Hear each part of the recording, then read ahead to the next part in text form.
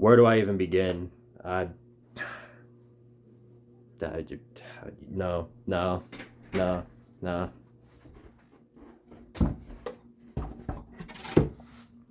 It's the only non-Tennessee brand hat I've got, so I'm wearing it today for the rest of the night. Well, I'll go ahead and start out with this. Shout out to Arkansas. They came ready to play today, and people are going to say, "Oh, well, they only put up 19 points." Well, it's against Tennessee's defense. It's a great day for Arkansas. They blew up Tennessee's defensive line constantly, and not only that, but they clutched up in the end. So shout out to Arkansas, their team. Shout out to the quarterback at the end of the game. He came in the fourth quarter and clutched up when they were down and got the game-winning score for the Razorbacks. So shout out to them. Shout out to the defense. They shut down our offense all night, and I'm going to get into that in a moment. Don't you worry. So, yeah, shout out to all of them. Shout out to the team. Again, shout out to the coach, Sam Pittman. He's now 2-0 versus Tennessee, by the way. So, shout out to Sam Pittman. Clearly, leagues better of a head coach than anything Tennessee's had. And we're going to, again, get into that in a minute. So, just stay tuned. Obviously, that part's coming up, but Arkansas's got a great team, and we knew that going into this game. The reason why they couldn't win those games against Oklahoma State and A&M was nothing that it wasn't like they were outplayed or just dominated. They shot themselves in the foot, and they ended up losing those games. So that obviously didn't happen this time. They came in at home and made a statement for themselves. So shout out to Arkansas. They beat a top 5 team, well, in the rankings. So shout out to them for that. Shout out to the team. And of course, shout out to all the Arkansas fans. This channel's blown up for the past few months. So I know there's got to be at least one Arkansas fan out there who can come around here and, give me the crow that I rightfully deserve. My dumbass picked Tennessee to go 11-1. And, well, yeah, no, we might be lucky to go 8-4. So we'll see how that goes. But yeah, no, Arkansas came to play today. The Piggies dominated the Vols offensively. They showed up when it counted. And at the end of the day, the only thing that counts is whether or not you win or lose. And Arkansas won. So shout out to all the fans who watched this video. Shout out to the Razorback team. They deserved the win, and they were the better team today. And that's all that matters. So again, congratulations on the dub. Good luck the rest of the way. All right. There are quite a few things I want to say about Tennessee right now. And, it's sort of been boiling over the past few weeks. This started with the Oklahoma game, the second half of the Oklahoma game, and I touched on it then. And now it really came to light in this matchup. And that is, this offense is garbage. This offense is garbage. Straight up dumpster juice. Just all across the board. This was an absolutely horrendous performance by Tennessee. It is a freaking miracle. A miracle. This was not a blowout. If this defense was anything like it was in previous years, this game would have been over by halftime, and we all know it. We all know it. The defense kept us in the game all night long, and Arkansas. You can talk about all the yards that Arkansas had, and Arkansas had a hell of a lot of yards. They had 19 points all game long. Tennessee, if they have any semblance of an offense that they had back 2 years ago, this game it looks completely different, and they win this game 100 out of 100 times if you have the 2022 offense. We all know it. We all know it. But that's not what happened today. Instead, we've got a literal pile of shit called the Tennessee offense. Absolutely horrendous across the board. Just unbelievably horrible. I'll start out with Nico. Let's start with Nico. Without a doubt, you're going to get really mad at me for this, and I know you will. 75% of the games that I saw Jarrett Garantano and Joe Milton play were better than what I saw from Nico. By far better. By far better. If I were to do a quarterback rating right now of the last 15 Tennessee quarterbacks, Nico would be probably last in that ranking because this was horrible, absolutely horrible. Couldn't hit a slant route, overthrew receivers, underthrew receivers, threw at the legs. Didn't run out of the pocket when he needed to. Saw that pressure was coming, just stood in the pocket and took sacks. Instead of, there were wide open holes multiple times, and Nico he had bricks for feet. He wouldn't move. He was completely immobile, even though they call him a dual threat. Completely immobile. Couldn't run the ball. Couldn't pass. Couldn't do anything. Anything. Now, again, this isn't all on Nico. Not all on Nico. But if you want to know what encapsulates his performance today, look at that last play of the game. He runs out of bounds with no time left. Does that sound familiar? Oh, does that sound familiar to you? Ooh, that sounds a little familiar. Right? Yeah. Of course it does. Of course it does. Absolutely horrendous game by Nico. Does not mean that he's going to stay that way. Doesn't mean that he's going to look this terrible the rest of the season. Doesn't mean that there's no room for improvement the rest of the time that he's at Tennessee. Obviously not. And this will probably be one of the, if not the worst performance we see from Nico. But, good Lord. That was awful. That was awful. Terrible. Absolutely terrible by Nico. The offensive line did him no favors. Not at all. Arkansas's defensive line was constantly in his face. They couldn't block for more than half a second. And even when they did block, there was some dumbass on the line who was there to cause a false start. What do we have, 15, 16 penalties tonight? Unreal. Unbelievable. Completely undisciplined team. Completely undisciplined team. Constant false starts. Holding. Not getting blocks correctly. Getting run over by Arkansas defensive linemen. I was told the offensive line was one of our strong suits. Oklahoma has a better O-line than this. Oklahoma. And this remind you, this is with all of our starters. So Lance Hurd and John Campbell came back into this game, and what did it do? Somehow it made it look even worse than last week. Somehow. It's unreal. Absolutely unreal.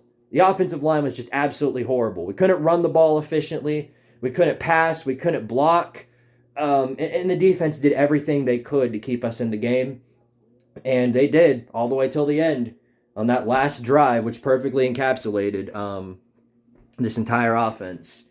So offensive line was bad. Quarterback play was bad. It was all bad. Terrible. Horrendous. But without a doubt, this all boils down to the play calling.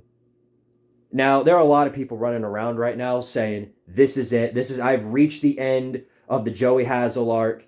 Ever since he got to Tennessee, this offense has been nothing but stagnant and straight up garbage against teams with half a pulse on defense. And all of that's true. All of that is true. It's absolutely correct.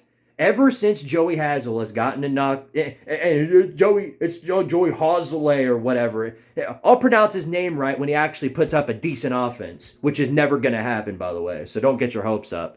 But just terrible play calling.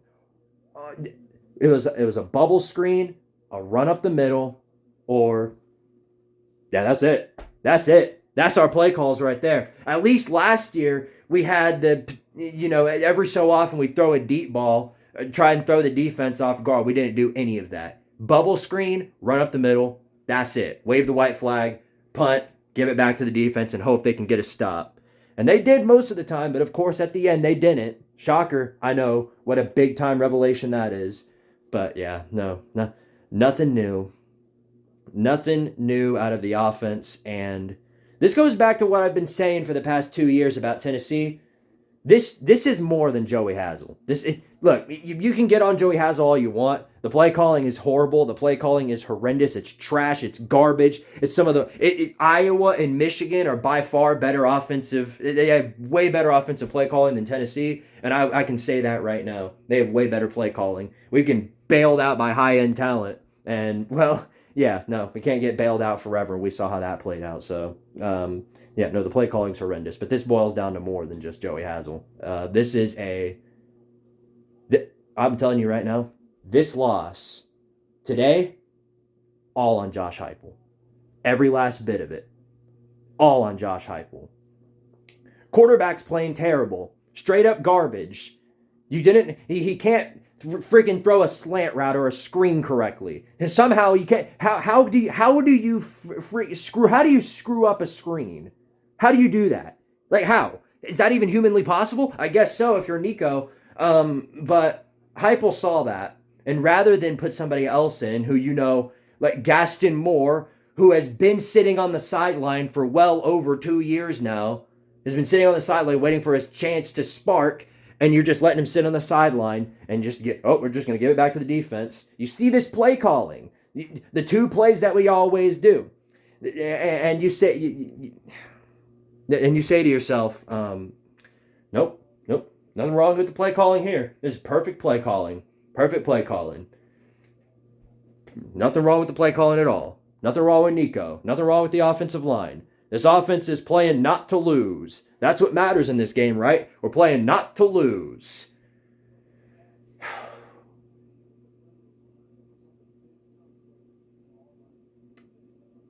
Butch Jones said that.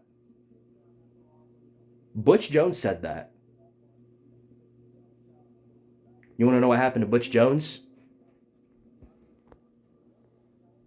Want to take a freaking guess what happened to Butch Jones? Got canned. Got canned out of Knoxville. People had enough of the bullshit. People had enough of watching us blow leads and blow games away because we're playing not to lose and we're playing like a bunch of pansy asses rather than actually trying to win a football game. Jeremy Pruitt couldn't put up a decent offense. He played not to lose. Watched his defenses ran all over us. Played not to lose. Just let Jarrett Garantano go out there and try and do something. We won't put a new quarterback in. What's the point? He looked good in practice. That's what counts. We're playing not to lose. What happened? What happened to Jeremy Pruitt? He got canned. Is this really about to happen again? Are we really about to do this again? It may not be off the table. Look, I'm telling you right now, people are going to be like, oh, this is stupid. That's crazy talk. But I'm telling you right now, Florida will, I believe this right now, Florida may very well beat us next week. I mean that. Florida may very well beat Tennessee next week. It's not even like, oh, it's slightly out of the realm of possible. No. There is a 50-50 chance next week that Florida comes into Neyland Stadium and beats the ever-living piss out of Tennessee. You think I'm crazy? Look at our history. We played a shitload of games against Florida where we played not to lose. What happened? Oh, we lost them all. Last year, we played not to lose. What happened? Florida came in and beat the ever-living hell out of us. Same thing happened back every other year except for 22. And we almost lost that game too. Literally. Played not to lose. Almost lost it. And that was thanks to our offense bailing us out at the end. We ain't got that. We don't have an offense that can bail us out whenever our defense does something stupid. We don't have that this year. Instead, we've got bubble screen, run up the middle, bubble screen, run up the middle, bubble screen, run up the middle, bubble screen, run up the middle. Hope Dylan Sampson makes a play at some point throughout the season. That's what we got. That ain't going to work. Look, this strap yourselves in, Vol fans. I'm just telling you right now, strap yourselves in. I hope you enjoyed the wins that we've got. I see this could potentially be a 6-7 win. We could be 6-6 by the end of this. Florida, Bama, Kentucky, Georgia, Vanderbilt. That's 5 losses right there potentially. Look at Vandy today. They're not scared. They aren't a bunch of pansy asses. They didn't play scared throughout the entire game. Kentucky, they've got a defense as good as anybody else's, including Arkansas. What makes you think they won't roll into Neyland and beat us? I feel like I don't need to say anything about Alabama and Georgia. Those two teams own us every single year, so You can expect that again. Don't even need to really comment on that. Yeah, this is just an absolute disaster. There's not much I can say, really, other than what I've already said. The play calling is absolutely terrible. The playing not to lose and not making a single adjustment throughout any point in the game, pathetic, embarrassing, and humiliating. And this was a humiliating loss for Tennessee. You dumbasses, including myself, ran around all week long. We had a bye week. Laughing, ha ha ha, look at Ole Miss. Ha ha ha, look at Missouri. Ha ha ha, look at Alabama. Did you forget who we are? Did this time of peace and tranquility make you forget who this is? Did you forget? We are Tennessee. The Tennessee Volunteers, a program for the last 20 years that has been losing games just like that every week. Every week. We start out strong, beat up on a bunch of high school teams, maybe beat another Power 5 team. We're going 15-0 this year, going 16-0, winning the playoffs, winning a championship. Natty season coming. Nico's winning a Heisman. Our quarterbacks are running, but we're all going to have a bunch of awards this year. And then what happens? We play an SEC team, flop like a fish and die. Every year. Every year. Thankfully, last year we already pissed ourselves in week 3. So we didn't have to spend the rest of the year wondering whether or not Tennessee was going to win a national title. That never happened. Look, there's a lot of football to be played. A whole lot of football to be played. Bama lost to Vanderbilt. Somehow, Bama lost to Vanderbilt, and I'm not even able to enjoy that. You know how sad that is? Nonetheless, I'll end it out with this. This will be my final thought before anything else. If this really is just all on Joey Hazel play calling, then there's no reason why he should be spending another second at the University of Tennessee. Not a second longer. He needs to be... You need to have his shit packed up by the time they all roll back into Neyland or roll back into Knoxville. Just have his shit lined up so that he can just get the hell out of there immediately. Right off the bat. No point keeping that around. If that's the offense you got, if that's the offense you're going to put on the field every single week, then there's no point in having you around. We'd be better off having no offense. Not one at all. But I don't believe that's what this is. The roots are deeper than that. Way deeper. This is Heupel. Heupel sees this play calling, sees the way Nico plays, sees the way our line is completely undisciplined every single week, sees all of that, and it's fine. No issues at all. Not a one. Gave it the green light. He gave this play calling the green light. If there's any blame to go around, this is on Heupel. This is a loss that's entirely on Josh Heupel. Yes, Nico wasn't perfect. Far from. This was by far his worst game. Might just be his worst game in career history. But you had more than an abundance of opportunities to come back and win this game, and you know it. But instead, you played cute, you played soft, and you played conservative, and you played not to lose. If Butch Jones didn't teach you exactly how that goes, I don't know what will. And the sad thing is, last year, we saw this exact same thing. No adjustments throughout any point in the season. Continue to do the same damn thing over and over again. Offenses, what they pulse, would score on us at some point. And if we were facing a defense that wouldn't just let us through completely easily, we're screwed. Happened 4 times last year. All blowouts. Kentucky, Vandy could blow us out this year. Not a joke. Not a joke. That's not me being you're just a battered Vol who's used to all the bad times. We are not. This is not the end of the bad times. Those are over. Those are over. We beat Alabama once in a blue moon and we pretend that we're like, we're out of the bad times now. Heupel has saved this program. Has he? Has he? No. Alex Golesh saved this program. If you're gonna put that on anybody, put it on Alex friggin' Golesh. He came in with one of the best offenses in the country, and for 2 years lit up the nation in offensive yards. What do we got now? What do we got now? One of the worst offenses in the country. Well, look at the stats. Look at the stats. Terrible. The defense ain't going to bail us out forever. You know that. Defense, it doesn't matter if we've got the best edge in the country or the best defensive line in the country. None of that matters. The results are always going to be the same, and that is you're not going to get bailed out forever. And there's a legitimate possibility Florida beats us next week, and I don't like that sound, but you know it's true. You know it's true. We've seen it so many times before. Well, we'll come in and we're the favored team, and Florida will roll on into Knoxville and then beat the hell out of us. We've seen it so many times before. You don't think it's going to happen again? Watch. Watch with your own 2 eyes and see for yourself. What's going to change with the play calling? You think the play calling is just suddenly going to change at some point? Never has, and probably never will. So, is the season over? Is this it for Tennessee? Should we move on to 2025?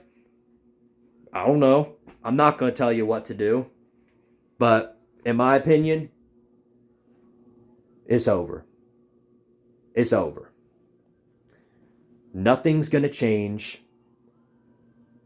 It's going to be the same offense next week. Florida will more than likely roll into Knoxville and beat Tennessee. Kentucky or Vandy's going to beat Tennessee. Bama and Georgia will beat Tennessee. And this is going to be a 6-6 or 7-5 season.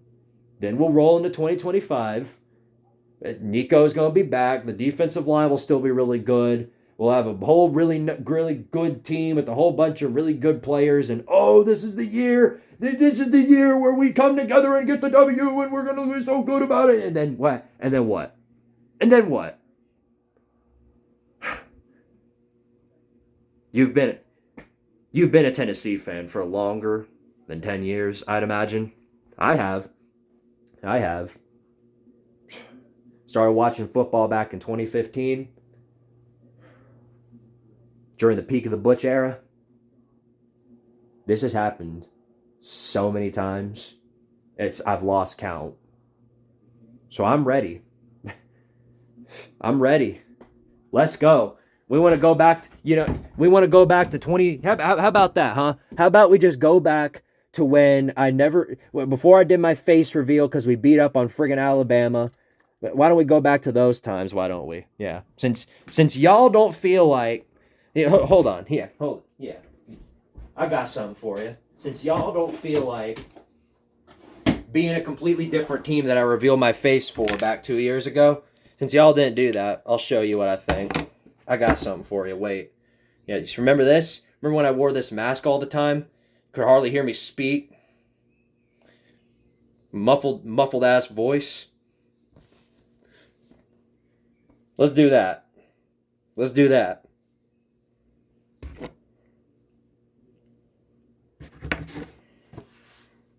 Yeah. Remember this? Huh?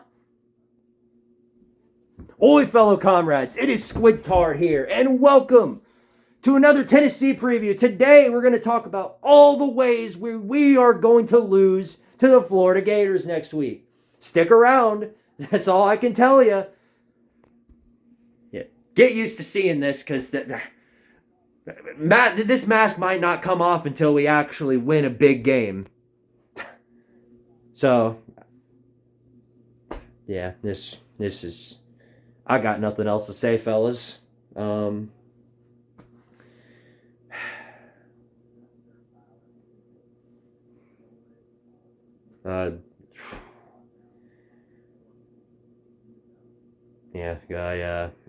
This is just unbelievable. Maybe it is a 2007 year. Maybe that's what this is, where, top teams are going down every single week, and nobody knows who's going to win the national championship.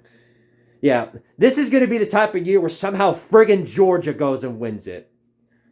If Georgia wins the national championship this year, I may never take this mask off ever again. Um, but yeah, anyway, congratulations to Arkansas for exposing Tennessee for the frauds that they are, and maybe at some point Tennessee will get their crap together. Best case scenario, of course, this is a wake up call for the Volunteers. We get the rest of the season going under control, but when have we ever made an adjustment? Come on, keep it real. Please prove me wrong. Please. Please. Just prove me wrong just one time. That's all I'm asking. One time, just prove me wrong. Prove me wrong. All right, well, I'll be back with college football chaos as you know it, and there's an abundance of clowns to go around for this week.